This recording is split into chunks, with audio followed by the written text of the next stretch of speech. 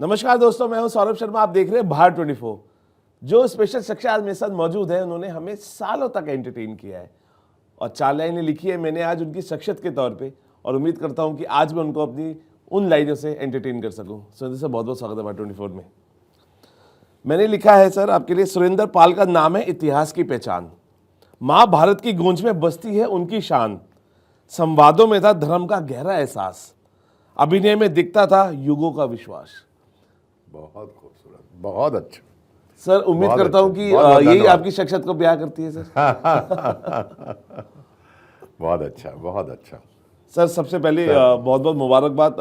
एक सीरीज है एसडीएम, अंतिम साहब। बहुत ही बेहतरीन पोस्टर, बहुत ही बेहतरीन स्टोरी लाइन लग रही है। थोड़ा अगर हाईलाइट दे पाए उस पर सर।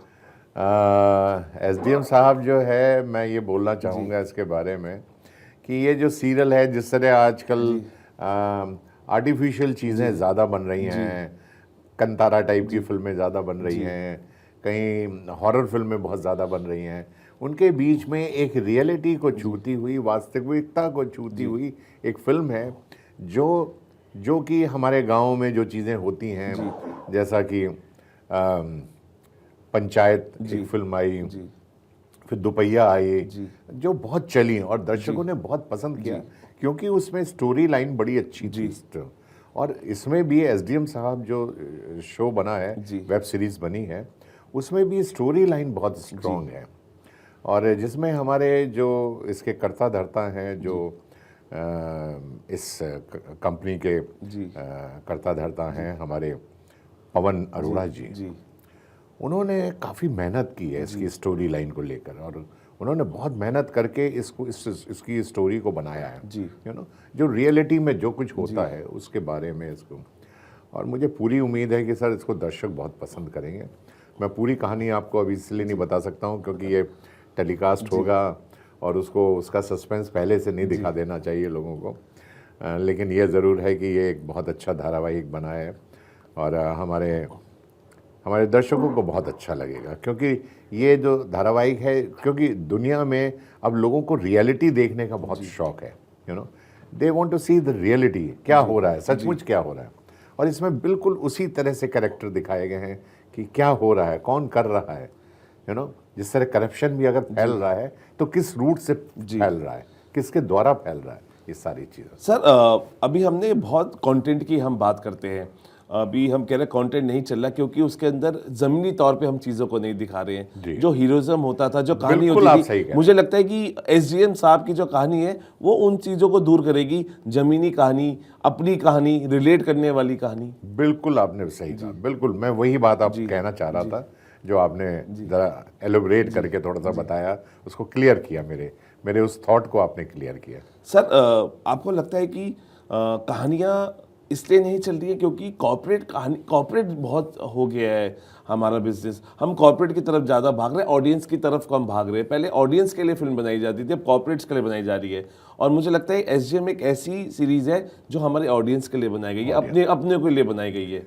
ये जो फिल्म है ये अपनों के लिए बनाई गई है, अपने लोगों के लिए बनाई गई है, और इससे लोग अपने आप को रिलेट भी करेंगे, सबसे। और जब लोग इसको रिलेट करने लगते हैं ना, तो समझिए वो शो जो है बहुत बड़ा हिट हो जाता है। जैसे पंचायत में जब देखता था, मुझे याद है अच्छी तरह, मैंने 3-4 उसके सीज़न देखे हैं शोज़ के। उसमें क्या है, उसमें वो कहानी लगती है जैसे हम सचमुच गांव में ही चल रहे हैं। ये जो चीज़ें हो रही हैं, जो घट रही हैं चीज़ें, ये ऐसी होती हैं, हमारे गाँव में भी ऐसे ही होता है, शादी ब्याह भी ऐसे ही होता है, रोमांस भी किसी लड़का लड़की का ऐसे ही होता है, जो उसमें रोमांस भी दिखाया वो ऐसे ही होता है।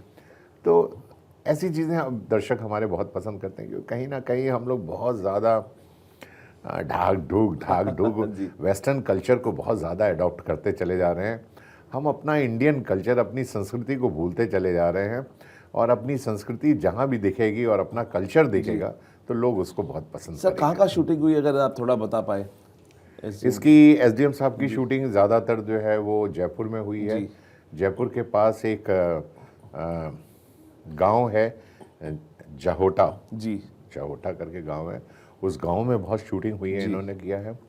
और इसकी जो लोकेशंस हैं वो जयपुर के आसपास की काफ़ी लोकेशंस यूज़ की गई हैं। हालांकि आपने पहले भी कई फिल्में राजस्थान की है, इस बार शूटिंग करने का क्या मजा आया आपको लोकेशंस पे? बिकॉज चेंज होती है एक चीजें। तो हमारे जो पवन अरोड़ा जी हैं वो बहुत ही बुद्धिजीवी टाइप के आदमी हैं और बहुत ही ज्ञानी आदमी हैं और बहुत ज्ञान है उनको, मैंने देखा है सिनेमा के बारे में बहुत ज्ञान है उनको और हर चीज़ को बड़ी अच्छी तरह से वो ऑर्गेनाइज करते हैं। जैसे फॉर एग्जांपल जैसे शूटिंग का शेड्यूल था जी उसके लिए उन्होंने बहुत अच्छे अच्छे फार्म हाउसेस, बहुत अच्छी अच्छी लोकेशंस, गांव की जो बहुत अच्छी लोकेशंस जो नेचुरल होती हैं उन नेचुरल जगहों पे जो जो इन्होंने शूट किया है इसका जो श्रेय मैं पूरा 100% पवन अरोड़ा जी को दूंगा।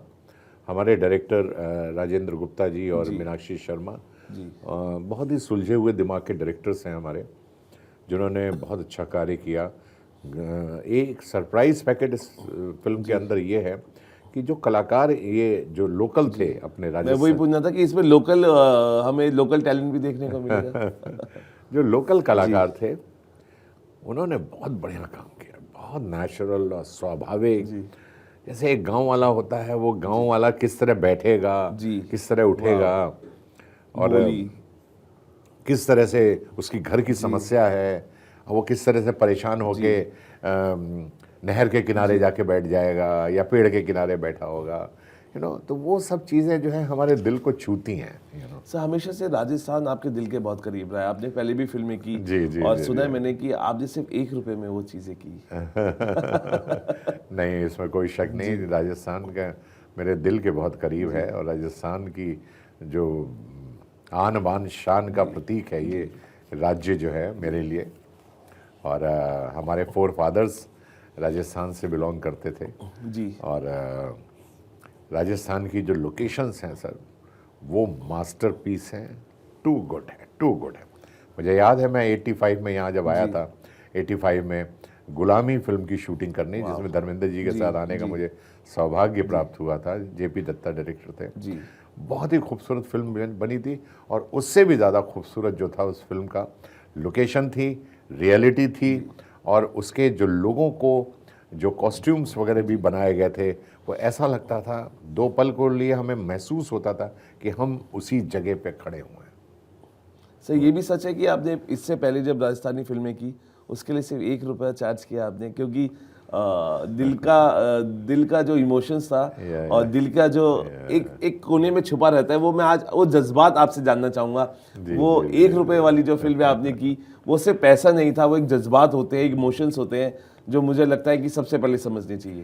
पहली बात तो मैं ये चाहता था कि जो हमारी भाषा है राजस्थानी, ये बहुत ज़्यादा पेट्रोनाइज नहीं हो पा रही थी हमारी सरकार द्वारा और हम चाहते थे कि लोग जो है आगे बढ़कर राजस्थानी सिनेमा बनाएं और सिनेमा जो है थिएटरों में भी चले। यही नहीं है कि वो सिर्फ बनाएं, चले भी वो, क्योंकि इस वक्त जो है हमारे पास चीज़ें बहुत ज़्यादा हो गई हैं। जैसे स्मार्ट टीवी आ गया है। स्मार्ट टीवी जो है हमको सारे प्रोग्राम हम देख सकते हैं उसमें बैठे बैठे, घर में बैठे, बड़ा स्क्रीन लगा है, साउंड उसकी कमाल की है, सब चीज़ें इतनी अच्छी हैं कि अब लोगों का जो आना जाना है वो थिएटर में कम हो गया है। धर्मेंद्र सर के साथ उसकी वजह से हमको लॉसेस ज़्यादा फेस करने पड़ते हैं और राजस्थानी सिनेमा जो है बहुत पीछे पिछड़ता चला जा रहा है। तो मैंने कहा कि प्रोड्यूसर के पास इतने पैसे नहीं है कि वो मेरा रेम्यूनरेशन दे सके और इसलिए मैंने कहा कि प्रमोशन के पॉइंट ऑफ व्यू से कि हम सब कलाकारों को मिलके, जो बड़े कलाकार हैं उनको मिलके राजस्थानी सिनेमा का सहयोग देना चाहिए।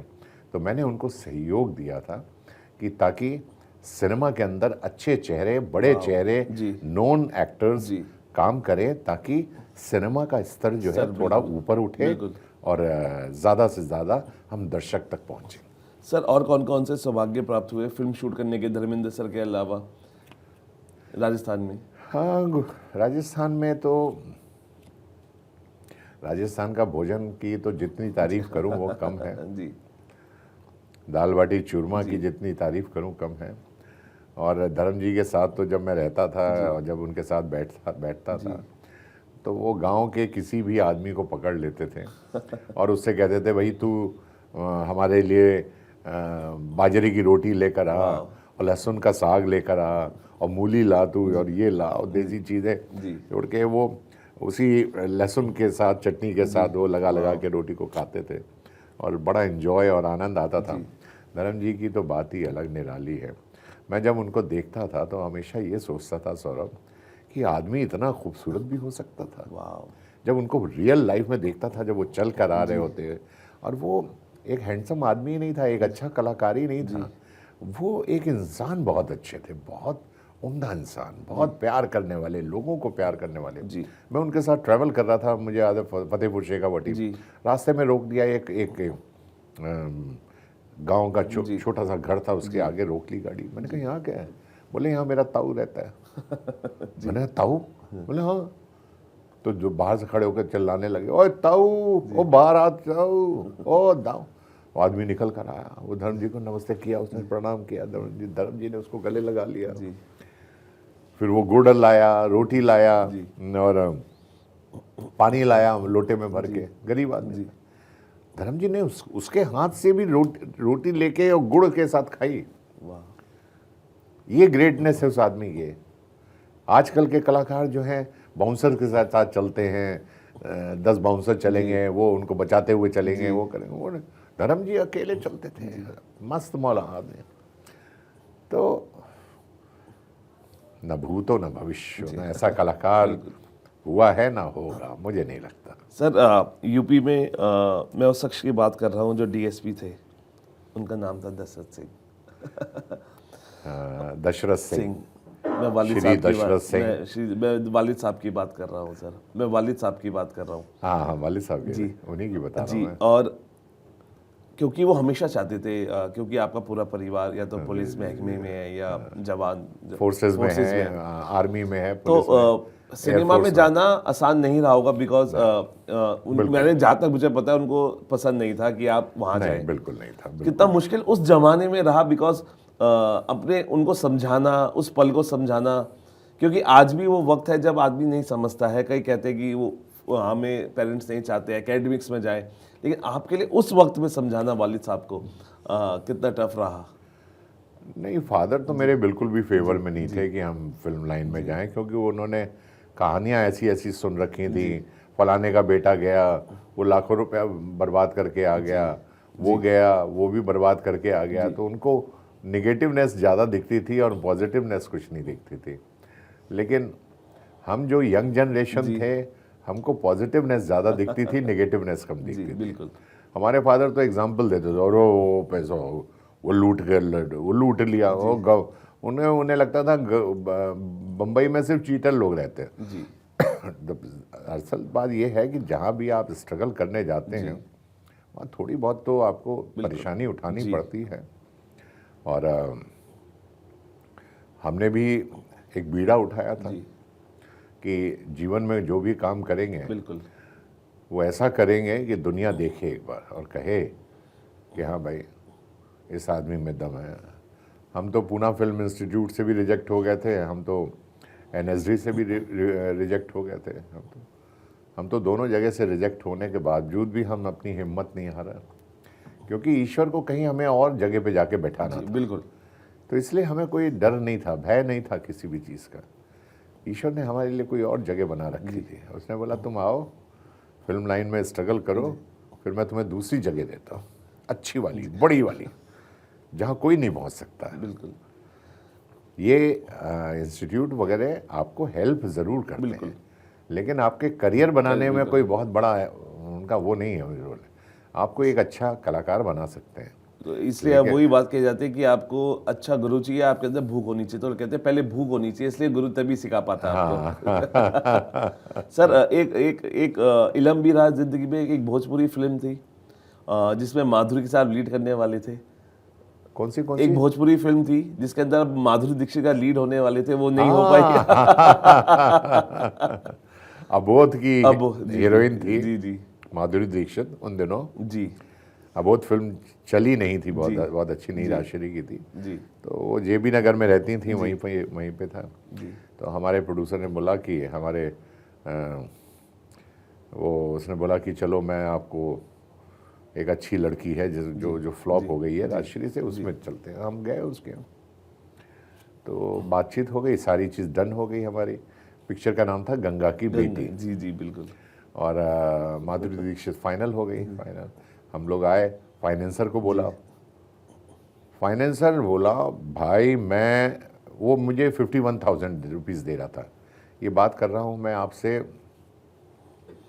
75 की, 76 की, यस यस 76 जी करेक्ट, जी गुलामी की बात की बात है। तो उसने बोला कि मैं जो हूँ अपने हीरो से ज़्यादा पैसे नहीं दूंगा, मैं 51,000 इसको दे रहा हूँ, तुम्हें 41 दूंगा, लेकिन मैं ज़्यादा ज़्यादा 51 दे दूंगा। उसने 75,000 मांगा। सिर्फ 25,000 रुपये के लिए माधुरी दीक्षित हट गई उससे क्योंकि उसकी माँ ने बोला नहीं नहीं 75,000 तो हम लेंगे। तो उन्होंने लेके फिर एक नई लड़की को उन्होंने चांस दे दिया था, फाइनेंसर जो था उसका, वो जवाहर पिक्चर पैलेस वाले थे मुजफ्फरनगर के, उनको होता है। That is how we miss the opportunity to work with the great actress Madhuri Dixit.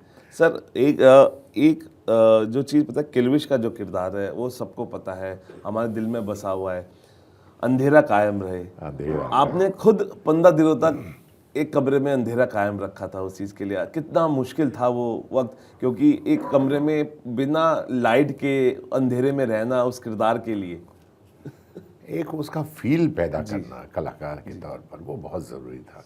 हम जानते हैं कि हम सब मेथड एक्टर्स हैं, हमें जो सीन मिलता है हमें स्विच ऑन एंड ऑफ की तरह से काम करते हैं, लेकिन कुछ चीज़ को महसूस भी करना बहुत ज़रूरी होता, क्योंकि हमारे पास किल्विश का कोई मैनरिज्म नहीं था। मैनरिज्म हमने क्रिएट किया धीरे धीरे करके, यू नो, अंधेरा कायम रहे, ये करना, अपने ऊपर वो शेडो लेना, वो सब करना, और हर चीज़ का एक नया क्रिएटिव कुछ काम करना, यू नो, वो सारी चीज़ें हमारी खुद की उपज थी जिसमें हमारे डायरेक्टर जो थे खन्ना साहब जी, उनका बहुत बड़ा योगदान था। वो हमसे पूछते थे क्या करोगे, बताओ क्या करोगे, बोला। मैं कहता था मैं ऐसा करूँगा, ये हाथ लाऊंगा, ये करूँगा, ऐसे हंसूंगा, ऐसे एप्रन को ऐसे उड़ा के कूदूंगा, कूद के दिखाओ। तो मैं कुर्सी पे चढ़ जाता था, चिड़ करके यूँ करके चढ़ के कूदता था उस कुर्सी पे से। अच्छा ठीक है, तो फिर वो कैमरा लगाते थे उस हिसाब से, हाँ, और फिर शॉट लेते थे। वो यही किरदार अमरीश पुरी करने वाले थे। यस क्योंकि मुकेश जी को लगता था कि ये किरदार सिवाय अमरीश पुरी का और कोई कर नहीं सकता, क्योंकि वो उनका फैसिनेशन बहुत ज़्यादा था कि किल्विश बहुत स्ट्रॉन्ग कैरेक्टर चाहिए हमें, तभी ये जो है शो जो है, रावण जैसा अगर कैरेक्टर नहीं आएगा तो ये शो जो है बहुत बड़ा हिट नहीं हो पाएगा। तो Amrish Puri was the most ideal man, but Amrish Puri has refuse to work in television क्योंकि he was very busy in films. तो निकल गए, जब निकल गए तो मैं पहुंच गया तो मैंने कहा मुझे ले लो। बोले तुम क्या करोगे बताओ। मैंने कहा जब तुम दोगे तब हम बताएंगे ना, दोगे होगे नहीं है तो हम पहले कैसे बता दें। फिर उन्होंने बोला अच्छा ठीक है करो, तो फिर करो कि भाई हम लोगों ने फिर धीरे धीरे करके क्रिएशन किया, इसमें मुकेश जी का भी काफ़ी बड़ा हाथ था, और वो इनकरेज करने लगे फिर मुझे, यू नो, काफ़ी इनकरेज करने लगे। फिर हर चीज़ में उन्होंने कहा अच्छा नाक लगाई, नाक लगाने के बाद उन्होंने बोला हाँ ये ठीक है, बढ़िया लग रही है, थोड़ा तुम्हारे फेस की मोबिलिटी को तोड़ना चाहते थे, क्योंकि मेरी जो इमेज थी उन दोनों वो द्रोणाचार्य वाली, बिल्कुल द्रोणाचार्य की ज़्यादा थी, बाकी की वो कम थी। तो वो द्रोणाचार्य की इमेज को तोड़ना चाहते थे। वो कहते लोगों को ये नहीं लगे कि यार किल्विश जो है द्रोणाचार्य, बिल्कुल, तो उसको तोड़ने के लिए उन्होंने ये किया। इसलिए अजूबा का जो विक था वो भी इस्तेमाल किया गया था। हाँ, नहीं खुदा गवाह, क्योंकि अमिताभ बच्चन जी सर, द्रोणाचार्य भी एक वो किरदार है जो आज भी हमारे दिल में रचा बसा है, एक अमर किरदार है वो, लेकिन इस किरदार को बना करने की ताकत भी आपकी थी बी आर चोपड़ा के सामने, और जिस तरीके से उन्होंने आपको समझाया, मुझे लगता है कि वो किरदार कितना बेहतरीन तरीके से निखर के आया। सर उस वक्त तो हमने उनको प्रणाम नहीं किया, लेकिन आज मैं बी आर चोपड़ा साहब को और रवि चोपड़ा साहब को और राही मासूम रज़ा को प्रणाम करता हूँ कि सर हम तो यंग थे, यंग लड़के से थे, हम तो कॉलेज छोड़ कर आए थे उस वक्त, हम इतने परिपक्व नहीं बने थे, इतनी नॉलेज हमको नहीं थी सिनेमा के बारे में, और ये सिनेमा के बारे में जो नॉलेज उनको थी और जो विजन उनके पास था, जो आंखें उनके पास थी देखने के लिए, वो किसी का लुक टेस्ट या स्क्रीन टेस्ट नहीं लेते थे। वो 2 मिनट में आंखों में देखते थे और उनके सामने पूरा स्केच खिंच जाता था उस उन्होंने कहा कैरेक्टर था, का। आप ही हो मेरे टाइगर। मेरे टाइगर आप हो, मेरे टाइगर आप हो, और आपकी आंखें टाइगर जैसी हैं, आपका शरीर टाइगर जैसा है, आपकी चाल टाइगर जैसी है, और मुझे द्रोणाचार्य टाइगर ही चाहिए, जो 2 थप्पड़ मार के अर्जुन को बैठाते और 2 थप्पड़ मार के दुर्योधन को बैठाते, ऐसा वो चाहिए। वो स्ट्रॉन्ग कैरेक्टर चाहिए, डोमिनेट होने वाला नहीं चाहिए, वो स्ट्रॉन्ग कैरेक्टर चाहिए। तो ये आंखें जो थी चोपड़ा साहब की थी, राही मासूम रज़ा के पास थी, और रवि चोपड़ा जी के पास थी। हम आज भी उनको ऐसे ही याद करते हैं। आज वो हमारे बीच में नहीं है, लेकिन हमने कहा ना, वो आज भी हमारे दिल में बैठे हैं। Whatever I am today is only because of Chopra साहब और Ravi Chopra. Definitely, whatever I am today। अगर मैंने इस लंबाई को, इतनी इस हाइट को छू, अगर महाभारत हमारे जीवन में नहीं आती तो शायद आज हम यहाँ नहीं बैठे होते। बिल्कुल सर। रणवीर सिंह और मुकेश खन्ना की कई बार विवादों का की खबरें आई कि शक्तिमान का किरदार उन्होंने ले कॉपीराइट लेना चाहते हैं। आपको क्या लगता है कि कौन किल्विश आज के डेट में, कौन किल्विश अच्छा निभा सकता है किरदार, अगर आप नई जनरेशन में बोले, और कौन शक्तिमान कर सकता है? क्योंकि शक्तिमान एक ऐसा किरदार है, एक बच्चों का ऐसा प्यारा, एक ऐसा फेवरेट। तो और हमने देखा कि बीच में विवाद भी हुआ, रणवीर सिंह उनके ऑफिस गए, खबरें बहुत सारी आई, मुकेश जी ने कहा नहीं देना मुझे। आपको क्या लगता है कि किस तरीके से सॉर्टेड आउट होना चाहिए और वो किरदार जो सबका प्यारा है वो दोबारा पर्दे पे आना चाहिए? देखिए, मुकेश खन्ना जी की तो उम्र काफ़ी हो चुकी है, और अब वो उतने एक्टिव नहीं है जितना आज से 38 साल पहले थे, महाभारत के टाइम पे थे, उतने नहीं है। और शक्तिमान भी उसी दौरान बनी थी, और काफ़ी वो थे। तो मुझे नहीं लगता है कि वो अब इतने कैपेबल हैं कि वो ही कैन प्ले दैट रोल, और 100% उनको चांस देना चाहिए यंग लड़कों को, जो यंग हो। और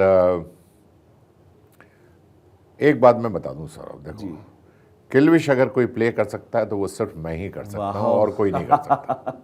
जी, मैं आज भी कॉन्फिडेंस हूँ इस बात के लिए कि किल्विश अगर कोई कर सकता है। और अभी मेरा जो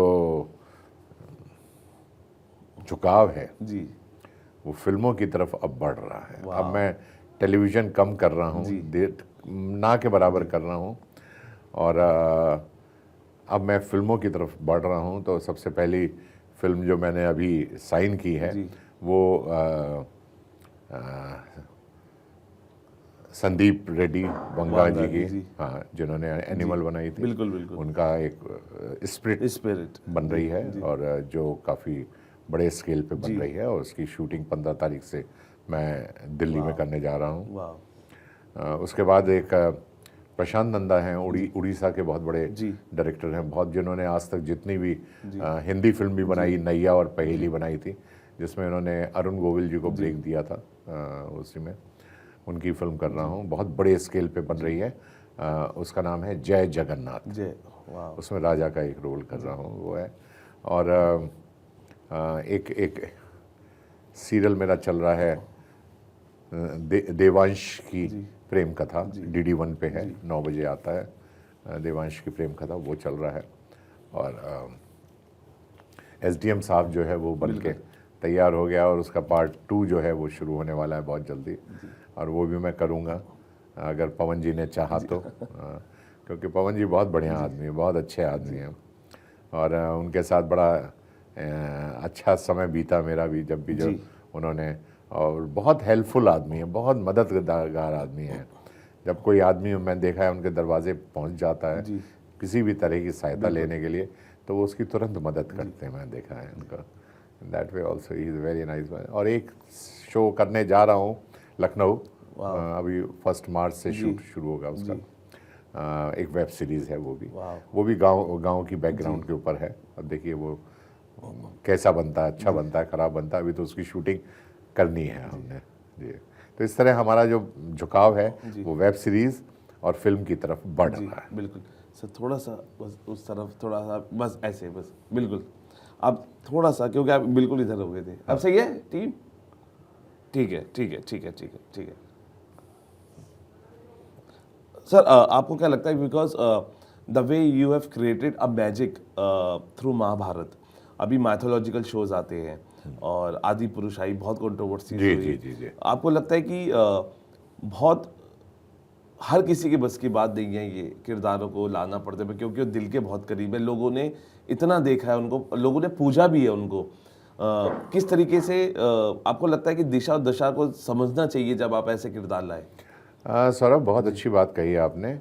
मुझे भी ऐसे ही महसूस होता है कि आप हमारे देवी देवताओं को सही ढंग से अगर पेश करेंगे तो ये याद रखना कि देवों का देव महादेव जैसा शो बनेगा फिर, जैसे पूरा हिंदुस्तान पेट्रोनाइज करता है। वो क्यों? क्योंकि वो पढ़े लिखे लोगों ने उसको, उसकी कहानी को लिखा है, उसमें मजाक नहीं किया उन्होंने। क्योंकि जब हम अपने कैरेक्टर्स को गलत ढंग से पेश करते हैं, तोड़ मरोड़ के पेश करते हैं, तो ऑडियंस जो है उसको रिजेक्ट कर देती है। और हमारे यहाँ जो है मेकर्स जो हैं वो, उनमें थोड़ी सी समझ की कमी भी है। वो अपने अपने भगवानों के ऊपर जब हाथ से डाल के बनाना शुरू कर देते हैं तो वो बिगड़ जाती है, चीज़ बनती नहीं है।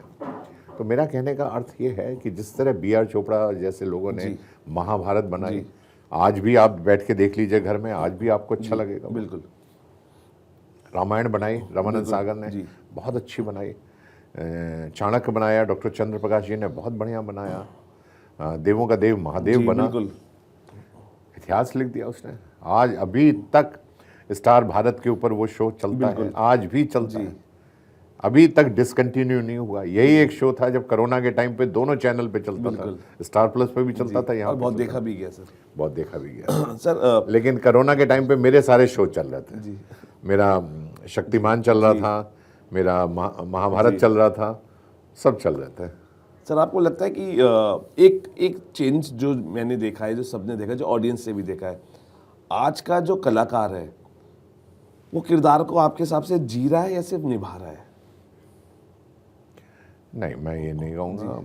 कई लोग तो कलाकार बहुत अच्छे हैं हमारे इंडस्ट्री के अंदर, और वो लोग जो हैं बिल्कुल वो जीते हैं, निभा नहीं रहे हैं। निभाना जो है बहुत हल्का शब्द है एक्चुअली। ये निभाना वो वाली बात हो गई है कि आपका मन नहीं है काम करने का, लेकिन फिर भी आप काम कर रहे हैं। लेकिन जीने का सवाल ये है जब आप उस कैरेक्टर के अंदर घुस जाते हैं। अमिताभ बच्चन जी जितने भी कैरेक्टर को करते हैं वो पूरी निभाते हैं उसको, साथ जीते नहीं, पूरा उसको उसमें जान डालने की कोशिश करते हैं। धर्मेंद्र हैं, ये हैं, बड़े कलाकार जितने भी हैं, उनको इस बात की चिंता नहीं रहती मुझे कॉफ़ी पीना है, अरे यार खाना आया कि नहीं आया, अरे यार पानी आया, अरे यार मेरे वो बॉडीगार्ड्स कहाँ हैं सारे के सारे। उनको इन सब चीज़ों की सराउंडिंग के आसपास की ज़्यादा चिंता रहती है देन टू वर्क। वर्क जो है, जिस दिन आपको काम से प्यार हो जाएगा, ये याद रखें, उस दिन आपकी मंजिल तक पहुंचने में कोई रोक नहीं पाएगा। मंजिल पे ही आप पहुंचोगे, वहीं स्टॉप ओवर है आपका फिर। जी। और सर हमेशा आपने कहा एक चीज़, आपने अपने आप को हमेशा मोदी का फ़ैन बताया है, और मुझे पता है एक शख्सियत और है, अटल बिहारी वाजपेयी, वो शख्सियत भी आपके दिल के बहुत करीब है। अगर अटल जी के साथ मैंने पहले प्रधानमंत्री हैं जिनके साथ मैंने मंच शेयर किया है, बनारस में मैंने उनके साथ मंच शेयर किया है। और प्रोटोकॉल इनका ये होता है कि जब प्रधानमंत्री स्पीच देते हैं तो कोई आदमी नहीं बोल सकता है। और अटल जी ने कहा था कि मैं चाहूँगा कि पहले द्रोणाचार्य बोलें फिर मैं बोलूँगा, और ये मान सम्मान मुझे मिला हुआ है। मुझे बिल्कुल सर। हमारे मोदी जी जब सीएम भी थे तो मैं अहमदाबाद में जाके उनको मिलने जाता था, बहुत ज़्यादा जाता था। बहुत ही गुणी आदमी, बहुत समझदार, हर चीज़ को समझ, उनको मैंने देखा था, ऐसा नहीं था कि वो सिर्फ सीएम थे। जी वो एक आदमी ऐसा था जिसको हर चीज की नॉलेज इतनी थॉरो थी। जी उसे ये मालूम था कि कितनी बिजली सप्लाई हमारे इस राज्य में हो रही है, जी कितना पानी है जो हमारी कितनी टन बिजली बना रहा है, कितनी बिजली हम अपने राज्य को सप्लाई कर सकते हैं। अगर हमारे पास बचती है तो इतने टन बिजली बनेगी जिसको हम अपने बगल के राज्य को दे सकते हैं। ये सारी नॉलेज इस आदमी को होती थी।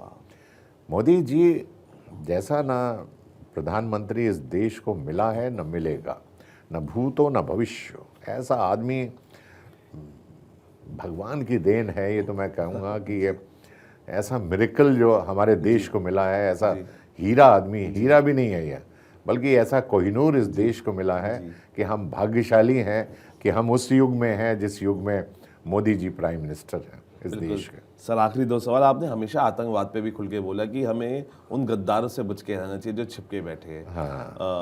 क्योंकि ये खुल के बोलना आप ये दिखाता है कि कितने पीड़ित हैं। जब हम देखते हैं ऐसी खबरों को आतंकवाद की और ऑपरेशन सिंदूर से जब उसको भी देखते तो मन खिल उठता है और कहते हैं ना कि 56 इंच की जो हमारा जो सीना अब है ये वो पुराना भारत नहीं है, अब ये नया भारत है।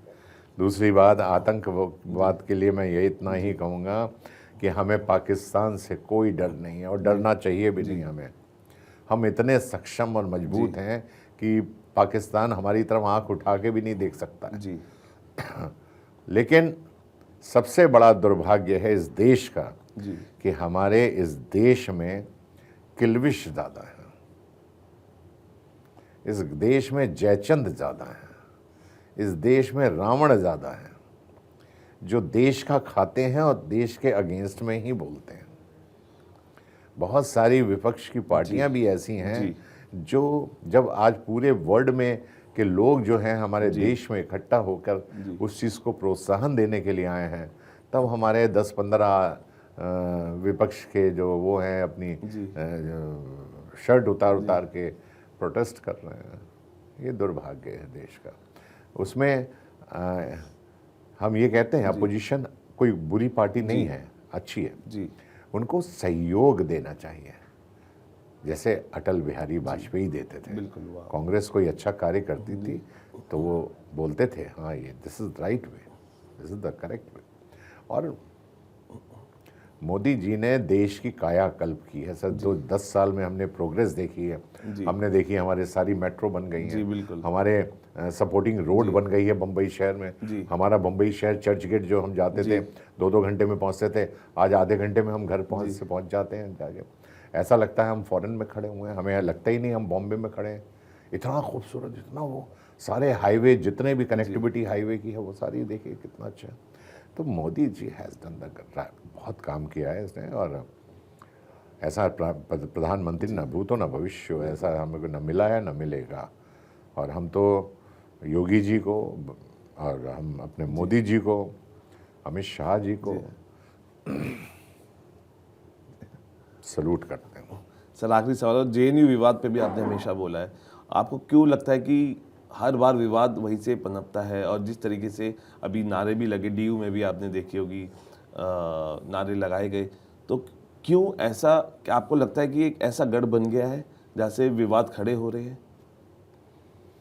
मैंने आपसे पहले ही कहा ना इस बारे में कहा है जी कि हम देखिए, मैं तो राजनीति हूँ भी नहीं, मुझे आती भी नहीं, राजनीति करनी भी नहीं आती है ना, इसके बारे में कोई विचार मैं रखता हूँ अपना।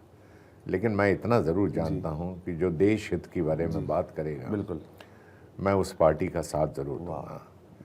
मैं उस इंसान के साथ खड़ा रहूँगा जो देश के साथ खड़ा है, बिल्कुल, जो देश के साथ गद्दारी करेगा, जो देश के साथ बेईमानी करेगा, जो देश को डुबाने और तोड़ने और उसकी राजनीति करेगा, मैं उसका विरोध हमेशा करूँगा और करता रहूँगा। बिल्कुल। और सर भले ही मैं कलाकार हूँ, इससे क्या मतलब, आदमी को थोड़ा सामाजिक भी होना चाहिए और अपने आप को कंट्रीब्यूशन देना चाहिए। ये क्या कहने की ज़रूरत है कि राजनीति में हम नहीं जाते, गंदी है राजनीति, गंदी है। ये गंदी गंदी बोल के तो हम, हमारे माँ बाप ने हमको अच्छी चीज़ में जाने से रोक दिया उठा के कि राजनीति गंदी होती है, राजनीति गंदी होती है। नहीं, राजनीति आज की तारीख में बहुत अच्छी है। और अच्छे लोग हैं उसमें जी। हर जगह अच्छाई बुराई तो हर जगह होती है सर, हर जगह होती है, कहाँ नहीं होती जी। है। और प्रयास रहेगा हमारा कि जब तक हम जिंदा हैं हम देश के प्रति समर्पित रहें और देश की मदद करें, देश की हेल्प करें और जयचंद और किलविशों को जी पनपने ना दें। बिल्कुल सर, जाते जाते द मेक ओवर जो मैं आपका देख पा रहा हूँ अभी, इसके पीछे क्या रीज़न है? Because the way you have transformed yourself, because जब हम अभी आपको जो देख रहे हैं, क्या हम सुरेंद्र सर के 2.0 वर्जन को देख रहे हैं? मुझे नहीं समझ में आता कि लोग क्यों नहीं इस बात के लिए बोलते हैं। ये तो अच्छी बात है, अच्छी अच्छी बिल्कुल जानकारी देना, लोगों को अपनी जानकारी पहुंचाना अच्छी चीज़। अगर मेडिकल साइंस में कोई चीज़ तरक्की कर रही है और मैंने वो चीज़ एक्सपीरियंस की है तो मैं तो खुल के बोलूँगा उसके बारे में। मेडिकल साइंस ने तरक्की की है, बहुत तरक्की की है। कैंसर जैसे इलाजों का भी इलाज हो रहा है अब। कैंसर बहुत पेशेंट को आजकल ठीक कर रही है। बहुत बड़ी बड़ी भयंकर बीमारियों का भी इलाज हो रहा है। आज ऐसी ऐसी मशीनें आ गई हैं जो सिर्फ आपके ब्रेन का वो स्कैन कर लेंगी कि भाई इतना जो है कैंसर फैला हुआ है और उतनी एरिया में ही मेडिसिन जाएगी, बाकी एरिया में नहीं जाएगी। रोबोटिक्स पहले होता था कि पहले पूरा वो किया जाता था। अब इन सब हम तरक्की कर रहे हैं जी। और हेयर प्लांटेशन जो है ये भी मेडिकल साइंस का एक बहुत बिल्कुल बिल्कुल सर, एडवांस जी वो है। जी अब आप 73 की उम्र में, मैं इस एज पे भी आके अगर ट्रांसप्लांट कराता हूँ और मेरी ग्रोथ अच्छी होनी शुरू हो जाती है, मेरे बाल बड़े, मैं 3 बार तो अभी 7 महीने 8 महीने हुए, मैं 3 बार कटवा चुका हूँ बाल अपने, पूरे पूरे बाल यहाँ से देखिए, छोटे छोटे करा रखे मैंने अपने बाल जी। तो कहने का अर्थ ये है कि ये साइंस बहुत अच्छा है। और मुझे भी, जब मुझे पहले मैं पैच लगाता था, फिर पैच लगाना मैंने बंद किया, उसको बंद किया, क्योंकि कहीं ना कहीं मुझे आर्टिफिशियल लुक नहीं पसंद आता था। मैं चाहता था मैं नेचुरल लगूं, whatever I am today is natural. जी। तो उसके लिए मैंने कोशिश की। कोशिश करने के बाद मुझे किसी ने सजेस्ट किया कि यूजेनिक्स हेयर साइंसेस जो है गुड़गांव में एक बहुत अच्छी क्लिनिक है, आप जाइए वहाँ। मैं गया वहाँ पे, वहाँ जाके डॉक्टर उरेका और बंसल और प्रदीप सेठी जी से मेरी मुलाकात हुई, डॉक्टर साहब से, और उन्होंने फिर मुझे मेरे उस चीज़ को पूरा समझा और मुझे एक्सप्लेन की। एडवांस, मैं जो आपसे बार बार कह रहा हूँ मेडिकल साइंस एडवांस हो गया, वो क्या था वही मैं आपको बताना चाह रहा हूँ। एक तो कोई पेन नहीं था, पेनलेस था ये, पूरा पेनलेस, कोई दर्द नहीं था, कोई साइड इफेक्ट नहीं था। अच्छे डॉक्टरों से ये होता है। अब किसी ने बोला जी अपने सर पे वो प्याज रगड़ो तो बाल आ जाएंगे जी। दूसरे ने बोला लहसुन जो है रात में भिगो के रखो और फिर उस पानी से जो है नहा लो तो बाल आ जाएंगे। ये सब दकियानूसी बातें हैं जो फालतू की हैं, जो लोग जो हैं, कई लोग बोलते हैं अरे बड़ा दर्द होता है, बड़ा ये होता है, बड़ा वो होता है, करके गुमराह करते हैं, आपको गलत रास्ता दिखाते हैं। सच्चाई ये है कुछ नहीं है, आप जाइए कंसल्ट करिए, यूजेनिक्स पे जाकर अच्छे डॉक्टर से मिलिए। He is not a India's one of the best doctor, he is a world's number 1 doctor. Pradeep Sethi is very good, is not good, is very good, I am telling. और आपकी सारी समस्याओं का समाधान है। अगर आपको कोई प्रॉब्लम भी है हेड्स में तो भी उसका भी उनके पास सोल्यूशन है। अगर आपने कहीं से गलत करवा भी लिया है तो भी वो ठीक कर देते हैं उनको उससे। तो ये साइंस जो है बहुत अच्छी है और लोग इसका फ़ायदा उठा रहे हैं। और मैं तो कहता हूँ मुझे बोलने में कोई शर्म नहीं आ रही है, कोई अच्छा, इट इज़ नेचुरल। बिल्कुल। और सर थैंक यू, आप हमारे स्टूडियो हमसे बात की और इंतज़ार है अब उन सभी प्रोजेक्ट्स का जिनका आपने नाम लिया, और वो सारे प्रोजेक्ट्स फिंगर क्रॉस करके आपकी ऑडियंस बैठी हुई है। जाते थे यही कहूँगा सर, आज भी जब पौराणिक कथा पर चर्चा होती है ना सर, आप ही की आवाज़ से शुरुआत होती है। सुरेंद्र जी, आपका हर किरदार रहा कमाल जिंदगी में, मिथकों की दुनिया में सदा अमर है आपका नाम।